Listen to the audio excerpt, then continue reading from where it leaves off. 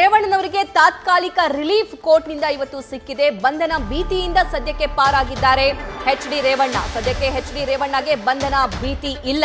So arrest ಮಾಡಬಹುದು ಅನ್ನುವಂತಹ ನಿಟ್ಟಿನಲ್ಲಿ ಅವರು ನಿರೀಕ್ಷಣಾ ಜಾಮೀನನ್ನ ಕೋರಿ ಕೋರ್ಟ್ಗೆ ಅರ್ಜಿಯನ್ನ ಸಲ್ಲಿಸಿದ್ರು. ಆದ್ರೆ ನಾವು ಹಾಕಿರುವಂತಹ ಕೇಸ್ಗಳೆಲ್ಲವೂ ಕೂಡ ಬೇಲೆ ಕೇಸ್ ಆಗಿರೋದ್ರಿಂದ ಇವರು ನಿರೀಕ್ಷಣಾ ಜಾಮೀನು ಯಾಕೆ ಹಾಕಿದ್ರು ಅನ್ನುವಂಥ ಪ್ರಶ್ನೆಯನ್ನ ಎಸ್ಪಿಪಿ ಅವರು ಕೋರ್ಟ್ನಲ್ಲಿ ಮಾಡಿದ್ದಾರೆ. ಸೊ ಹಾಗಾಗಿ ರೇವಣ್ಣನವರ ಪರವಾಗಿರುವಂತಹ ವಕೀಲರು ಆ ಅರ್ಜಿಯನ್ನ ವಾಪಸ್ ಪಡೆಯುವಂತಹ ನಿರ್ಧಾರವನ್ನು ಕೂಡ ಮಾಡಿದ್ದಾರೆ. ಸೊ ಇದೆಲ್ಲವೂ ಕೂಡ ಸೂಚಿಸ್ತಾ ಇರೋದು ಸದ್ಯಕ್ಕೆ ರೇವಣ್ಣನವರಿಗೆ ಬಂಧನ ಭೀತಿ ಇಲ್ಲ ಅಂತ. ಮನೆ ಕೆಲಸದಾಕೆ ಕೊಟ್ಟಂತಹ ದೂರಿನ ಮೇರೆಗೆ ದಾಖಲಾಗಿರುವಂತಹ ಕೇಸ್ ಇದು. ಹೊಳೆನರಸೀಪುರ ಸ್ಟೇಷನ್ ಅಲ್ಲಿ ದಾಖಲಾಗಿರುವಂತಹ ಕೇಸ್.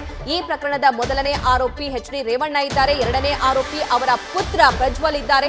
ಪ್ರಕರಣದಲ್ಲಿ ಸೆಕ್ಷನ್ 376 ನಾವು ಸೇರಿಸಿಲ್ಲ ಅಂತ ಹೇಳಿ ಸ್ಪೆಷಲ್ ಪಬ್ಲಿಕ್ ಪ್ರಾಸಿಕ್ಯೂಟರ್ ಜಗದೀಶ್ ಅವರು ವಾದವನ್ನ ಮಾಡಿದ್ದಾರೆ. ಸೊ ಹೀಗಂದ ಮೇಲೆ ನಿರೀಕ್ಷಣಾ ಜಾಮೀನಿನ ಪ್ರಶ್ನೆ ಎಲ್ಲಿಂದ ಬರುತ್ತೆ? ನಿರೀಕ್ಷಣಾ ಜಾಮೀನು ಕೋರಿ ಇವರು ಅರ್ಜಿಯನ್ನ ಯಾಕೆ ಕೋರ್ಟಿಗೆ ಸಲ್ಲಿಸಿದ್ರು ಅನ್ನುವಂಥ ಪ್ರಶ್ನೆ ಮಾಡ್ತಾ ಇದ್ದಂತೆ ರೇವಣ್ಣನವರ ಪರವಾಗಿರುವಂತಹ ಅಡ್ವೊಕೇಟ್ ಮೂರ್ತಿ ಡಿ ನಾಯಕ್ ಅವರು ಇಲ್ಲ, ನಾವು ಅರ್ಜಿಯನ್ನ ವಾಪಸ್ ಪಡಿತೀವಿ ಅನ್ನುವಂತಹ ನಿರ್ಧಾರವನ್ನ ಮಾಡಿದ್ದಾರೆ. ಹಾಗಾದ್ರೆ ಈ ವಿಚಾರಣೆ, ಈ ಪ್ರಕರಣಕ್ಕೆ ಸಂಬಂಧಪಟ್ಟಂತೆ ಮುಂಬರುವಂತಹ ಹಂತದಲ್ಲಿ ಹೇಗೆಲ್ಲ ವಿಚಾರಣೆ ಆಗುತ್ತೆ ಅನ್ನೋದು ಕೂಡ ಸದ್ಯಕ್ಕಿರುವಂತಹ ಇಂಪಾರ್ಟೆಂಟ್ ವಿಷಯ. ಆದರೆ ಈಗ ಸದ್ಯಕ್ಕೆ ರೇವಣ್ಣನವರಿಗೆ ಬಂಧನ ಭೀತಿ ಇಲ್ಲ. ತಾತ್ಕಾಲಿಕ ರಿಲೀಫ್ ರೇವಣ್ಣನವರಿಗೆ ಸಿಕ್ಕಿದೆ. ಯಾಕಂದ್ರೆ ಹೊಳೆನರಸೀಪುರ ಸ್ಟೇಷನ್ ನಲ್ಲಿ ಮನೆ ಕೆಲಸದಾಕೆ ಏನ್ ಕಂಪ್ಲೇಂಟ್ ಕೊಟ್ಟಿದ್ದಾರೆ, ಸೊ ಆ ಕಂಪ್ಲೇಂಟ್ FIR ಏನ್ ಆಗಿದೆ ಅದರಲ್ಲಿ ಎಲ್ಲವೂ ಕೂಡ ಬೇಲೆಬಲ್ ಸೆಕ್ಷನ್ಗಳೇ ಇರುವಂತದ್ದು, ನಾನ್ ಬೇಲೆಬಲ್ ಸೆಕ್ಷನ್ ಅದರಲ್ಲಿ ಇಲ್ಲ. ಸೊ ಹಾಗಾಗಿ ನಿರೀಕ್ಷಣಾ ಜಾಮೀನಿನ ಅರ್ಜಿಯನ್ನ ಸಲ್ಲಿಸುವಂತಹ ಪ್ರಸಂಗವೂ ಕೂಡ ಬರ್ತಾ ಇರಲಿಲ್ಲ. ಇವ್ರು ಯಾಕೆ ನಿರೀಕ್ಷಣಾ ಜಾಮೀನು ಅರ್ಜಿಯನ್ನ ಕೋರಿದ್ರು ಕೋರ್ಟ್ಗೆ ಅಂತ ಹೇಳಿ ಸ್ಪೆಷಲ್ ಪಬ್ಲಿಕ್ ಪ್ರಾಸಿಕ್ಯೂಟರ್ ಜಗದೀಶ್ ಅವರು ಇವತ್ತು ಜನಪ್ರತಿನಿಧಿಗಳ ವಿಶೇಷ ನ್ಯಾಯಾಲಯದಲ್ಲಿ ತಮ್ಮ ವಾದವನ್ನ ಮಂಡನೆ ಮಾಡ್ತಾರೆ. ಸೊ ಇದಾದ ನಂತರ ರೇವಣ್ಣನವರ ಪರ ವಕೀಲ ಆ ಅರ್ಜಿಯನ್ನ ಹಿಂಪಡೆಯುವಂತಹ ನಿರ್ಧಾರವನ್ನ ಮಾಡ್ತಾರೆ. ಸೊ ತಾತ್ಕಾಲಿಕ ರಿಲೀಫ್ ಅಂತೂ ರೇವಣ್ಣನವರಿಗೆ ಸಿಕ್ತು. ಹಾಗಾದ್ರೆ ವಾಟ್ ನೆಕ್ಸ್ಟ್ ಅನ್ನೋದು ಕೂಡ ಸದ್ಯಕ್ಕಿರುವಂತಹ ಪ್ರಶ್ನೆ. ಓಕೆ,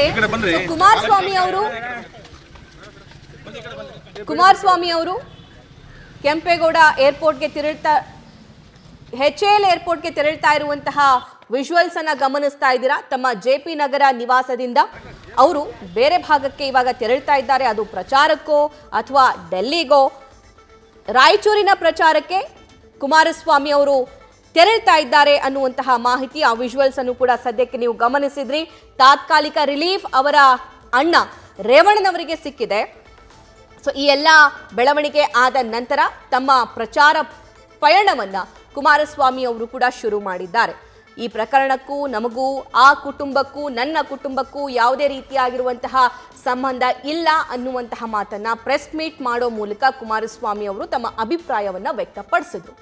ಸೊ ಅದೆಲ್ಲ ಆದ ನಂತರ ರೇವಣ್ಣನವರ ಅರ್ಜಿ, ನಿರೀಕ್ಷಣಾ ಜಾಮೀನು ಕೋರಿ ಅರ್ಜಿ ಏನು ಸಲ್ಲಿಸಿದ್ರು ಅದರ ವಿಚಾರಣೆಯನ್ನ ಇವತ್ತು ನಡೆಸಲಾಗಿದೆ.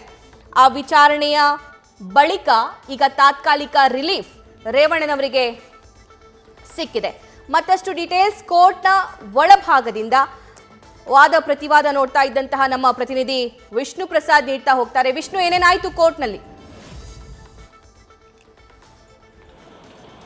ಖಂಡಿತ ಸಭಾ, ಈ ಒಂದು ಪ್ರಕರಣದಲ್ಲಿ ಈಗ ಸದ್ಯಕ್ಕೆ ನೋಡೋದಾದ್ರೆ ಈಗ ರೇವಣ್ಣವರಿಗೆ ಇದ್ದಂತಹ ಬಂಧನ ಭೀತಿ ಏನಿದೆ ಅದು ತಾತ್ಕಾಲಿಕವಾಗಿ ಅವರಿಗೆ ಈಗ ರಿಲೀಫ್ ಅಂತಲೇ ಹೇಳ್ಬೋದು. ಯಾಕಂತಂದ್ರೆ ಸದ್ಯಕ್ಕೆ ಯಾವುದೇ ರೀತಿ ಬಂಧನ ಆಗುವಂತಹ ಸಾಧ್ಯತೆಗಳು ಬಹುತೇಕ ಕಡಿಮೆ ಇರುವಂಥದ್ದು. ಮತ್ತೆ ಈಗಾಗಲೇ ಅವರಿಗೆ 41A ಅಡಿಯಲ್ಲಿ ಈಗ ಅವರಿಗೆ ನೋಟಿಸ್ ಕೊಡುವಂತಹ ಕೆಲಸವನ್ನು ಮಾಡಿದರೆ ಅದರಂತೆ ಅವರು ವಿಚಾರಣೆಗೆ ಹಾಜರಾಗಬೇಕಾಗುತ್ತೆ. ಇನ್ನು ಇವತ್ತು ನಡೆದಂತಹ ಬೆಳವಣಿಗೆ ಬಗ್ಗೆ ನೋಡೋದಾದ್ರೆ ಈಗಾಗಲೇ ರೇವಣ್ಣವರ ಪರ ವಕೀಲರು, ಅದರಲ್ಲೂ ಮೂರ್ತಿ ಡಿ ನಾಯಕ್ ಅವರು ಒಂದು ಅರ್ಜಿ ಸಲ್ಲಿಸುವಂಥ ಕೆಲಸವನ್ನು ಮಾಡಿದ್ರು. ಅಂದರೆ ಪ್ರಕರಣಕ್ಕೆ ಸಂಬಂಧಪಟ್ಟಂತೆ ಹೊಳೆನರಸೀಪುರದಲ್ಲಿ ದಾಖಲಾಗಿರುವಂಥ FIRಗೆ 376 ಸೆಕ್ಷನ್ ಅನ್ನು ಆ್ಯಡ್ ಮಾಡುವಂತಹ ಮನವಿಯನ್ನು JMFC ನ್ಯಾಯಾಲಯ ಹೊಳೆನರಸೀಪುರಕ್ಕೆ ಈಗ SIT ಸಲ್ಲಿಸುವಂಥ ಕೆಲಸವನ್ನು ಮಾಡಿದೆ. ಈ ಹಿನ್ನೆಲೆಯಲ್ಲಿ ಇಲ್ಲಿ 376 ಸೇರಿಸಂಥ ಸಂದರ್ಭದಲ್ಲಿ ಅದು ನಾನ್ ಬೆಲೆಬಲ್ ಆಗುತ್ತೆ. ಹೀಗಾಗಿ ನಮಗೆ ನಿರೀಕ್ಷಣಾ ಜಾಮೀನು ಕೊಡಬೇಕು ಅಂತೇಳಿ ಮನವಿ ಸಲ್ಲಿಸುವಂಥ ಕೆಲಸವನ್ನು ರೇವಣ್ಣ ಪರ ವಕೀಲರು ಸಲ್ಲಿಸಿದ್ರು. ಈ ಒಂದು ಅರ್ಜಿಯ ವಿಚಾರಣೆಯನ್ನು ನೆನ್ನೆ ನಡೆಸಿದಂತಹ ನ್ಯಾಯಾಲಯ ಈಗಾಗಲೇ ಇನ್ನು SITಗೂ ಕೂಡ ನೋಟಿಸ್ ಕೊಡುವಂಥ ಕೆಲಸವನ್ನು ಮಾಡಿತ್ತು. ಇವತ್ತು SIT ಪರವಾಗಿ SPP ಆಗಿರುವಂತಹ ಜಗದೀಶ್ ಅವರು ಕೂಡ ಹಾಜರಾಗಿದ್ದರು. ಹಾಜರಾದಂಥವರು ಏಕೈಕಿ ಅಂದರೆ ಕೋರ್ಟ್ಗೆ ಬಂದಂತಹ ವೇಳೆಯಲ್ಲಿ ಕೋರ್ಟ್ಗೆ ಒಂದು ಮಾಹಿತಿಯನ್ನು ಸಲ್ಲಿಸುವಂಥ ಕೆಲಸ ಆಯಿತು. ಏನಂತಂದರೆ ಈ ಒಂದು ಪ್ರಕರಣಕ್ಕೆ ಸಂಬಂಧಪಟ್ಟಂತೆ ನೋಡಿದ್ರೆ ಈಗಾಗಲೇ ಒಳನರಸೀಪುರದಲ್ಲಿ ದಾಖಲಾಗಿರುವಂತಹ FIR-ನಲ್ಲಿ ಎಲ್ಲವೂ ಕೂಡ ಬೇಲೇಬಲ್ ಸೆಕ್ಷನ್ ಇರುವಂಥದ್ದು. ಅಂದರೆ 354A ಇರ್ಬೋದು, 354 ಇರ್ಬೋದು, ಈ ಎಲ್ಲ ಸೆಕ್ಷನ್ಗಳನ್ನು ಅವ್ರೇನು ಸೇರಿಸಿದ್ದಾರೆ ಅದೆಷ್ಟು ಕೂಡ ಈಗಾಗಲೇ ಬೇಲೇಬಲ್ ಸೆಕ್ಷನ್ ಇರುವಂಥದ್ದು. ಯಾವುದಾದ್ರೂ ಪ್ರಕರಣಕ್ಕೆ ಸಂಬಂಧಪಟ್ಟಂತೆ ಬೇಲೇಬಲ್ ಸೆಕ್ಷನ್ಗಳಿದ್ದಂತಹ ವೇಳೆಯಲ್ಲಿ ನಿರೀಕ್ಷಣಾ ಜಾಮೀನು ಅರ್ಜಿಯನ್ನು ಸಲ್ಲಿಸೋದಕ್ಕೆ ಅವಕಾಶ ಇರೋದಿಲ್ಲ, ಜೊತೆಗೆ ಅದು ಮೇಂಟೈನೇಬಲ್ ಕೂಡ ಆಗೋದಿಲ್ಲ, ಅಂದರೆ ಊರ್ಜಿತ ಆಗೋದಿಲ್ಲ. ಹೀಗಾಗಿ ಈ ಒಂದು ಪ್ರಕರಣದಲ್ಲಿ ನೋಡೋದಾದ್ರೆ ನಾವು ಬಂದಂತಹ ಜಗದೀಶ್ ಅವರು ನೇರವಾಗಿ ಕೋರ್ಟ್ಗೆ ನಾವು ಈ ಒಂದು ಪ್ರಕರಣದಲ್ಲಿ ಇಲ್ಲಿ ತನಕ 376 ಇನ್ವೋಕ್ ಮಾಡಿಲ್ಲ, ಅಂದರೆ ಸೇರಿಸಿಲ್ಲ ಅನ್ನುವಂಥದ್ದನ್ನು ಸ್ಪಷ್ಟಪಡಿಸುವಂತಹ ಕೆಲಸವನ್ನು ಮಾಡಿದರು. ಆಗ ಮೂರ್ತಿ ಡಿ ನಾಯ್ಕ ಅವರು ಕೂಡ ಅದಕ್ಕೆ ಒಂದಷ್ಟು ಮನವಿ ಸಲ್ಲಿಸಿದ್ರು. ಅಂದರೆ ಕೇವಲ 376 ಮಾತ್ರ ಅಲ್ಲ, ಬೇರೆ ಯಾವುದಾದ್ರೂ ನಾನ್ ಬೇಲೇಬಲ್ ಸೆಕ್ಷನನ್ನು ಅದರಲ್ಲಿ ಸೇರಿಸುವಂತಹ ಕೆಲಸ ಏನಾದರೂ ಆಗಿದೆಯಾ, ಇದನ್ನು ನಮಗೆ ತಿಳಿಸಬೇಕು ಅಂತ ಮನವಿ ಸಲ್ಲಿಸಿದ್ರು. ಅದಕ್ಕೆ ಕೂಡ SPP ಆಗಿರುವಂತಹ ಜಗದೀಶ್ ಅವರು ಸ್ಪಷ್ಟಪಡಿಸಿದ್ರು 376 ಈ ಪ್ರಕರಣದಲ್ಲಿ ಇನ್ನೂ ಕೂಡ ಸೇರಿಸಿಲ್ಲ. ಅಂದರೆ ಪ್ರಕರಣ ಈಗಲೂ ಕೂಡ ಅದು ಈಗಲೂ ಕೂಡ ಬೇಲೇಬಲ್ ಸೆಕ್ಷನ್ ಆಗಿರುವಂಥದ್ದು ಮತ್ತು ಬೇಲೇಬಲ್ ಪ್ರಕರಣ ಆಗಿರುವಂತಹ ಹಿನ್ನೆಲೆಯಲ್ಲಿ ಈ ಒಂದು ನಿರೀಕ್ಷಣಾ ಜಾಮೀನು ಅರ್ಜಿ ಮೇಂಟೈನೇಬಲ್ ಆಗಿಲ್ಲ ಅನ್ನೋ ಒಂದು ಕಾರಣಕ್ಕೋಸ್ಕರ ಪ್ರಕರಣದ ಅರ್ಜಿಯನ್ನು ರೇವಣ್ಣ ಪರ ವಕೀಲರು ಈಗ ವಾಪಸ್ ಪಡೆಯುವಂತಹ ಕೆಲಸವನ್ನು ಮಾಡಿದರು. ಅಂದರೆ ಸದ್ಯದ ಮಟ್ಟಿಗೆ ನೋಡೋದಾದ್ರೆ ಪ್ರಕರಣದಲ್ಲಿ ಪ್ರಜ್ವಲ್ ರೇವಣ್ಣ ಒಂದು ಕಡೆ ಆದರೆ ಇನ್ನೊಂದು ಕಡೆ HD ರೇವಣ್ಣ ಅವರಿಗೆ ಇದ್ದಂಥ ಸಂಕಷ್ಟ ನನ್ನನ್ನು ಕೂಡ ಈ ಪ್ರಕರಣದಲ್ಲಿ ಬಂಧಿಸ್ತಾರೆ ಅನ್ನೋ ಭಯ ಇತ್ತು, ಬಂಧನದ ಭೀತಿಯಲ್ಲಿ ನಿರೀಕ್ಷಣಾ ಜಾಮೀನು ಅರ್ಜಿ ಸಲ್ಲಿಸಿದ್ರು. ಆದರೆ ಸದ್ಯಕ್ಕೆ ಅವರಿಗೆ ಬಂಧನದ ಭೀತಿ ಇಲ್ಲ. ಮತ್ತು ಈ ಒಂದು ಪ್ರಕರಣದಲ್ಲಿ ಮುಂದುವರೆದು ನೋಡಿದಂಥ ಸಂದರ್ಭದಲ್ಲಿ 376 ಮುಂದಿನ ದಿನಗಳಲ್ಲಿ ಇನ್ವೋಕ್ ಮಾಡ್ತಾರಾ ಇಲ್ವಾ ಅನ್ನೋದು ಸದ್ಯಕ್ಕಿರುವಂಥ ಪ್ರಶ್ನೆ. ಆದರೆ SPP ಆಗಿರುವಂಥ ಜಗದೀಶ್ ಅವರು ಸ್ಪಷ್ಟಪಡಿಸಿದ್ದೇನೆಂದರೆ ಇಲ್ಲಿ ತನಕ ನಾವು 376 ಆಗಲಿ ಮತ್ತು ಯಾವುದೇ ನಾನ್ ಬೇಲೇಬಲ್ ಸೆಕ್ಷನ್ಗಳನ್ನು ಇದರಲ್ಲಿ ಆ್ಯಡ್ ಮಾಡಿಲ್ಲ ಅನ್ನೋದನ್ನು ಕೋರ್ಟ್ಗೆ ಸ್ಪಷ್ಟಪಡಿಸಿದ್ರು. ಈ ಮೂಲಕ ಅರ್ಜಿಯನ್ನು ಇತ್ಯರ್ಥಪಡಿಸುವಂಥ ಕೆಲಸವನ್ನು ನ್ಯಾಯಾಲಯ ಮಾಡಿದೆ. ಸಭಾ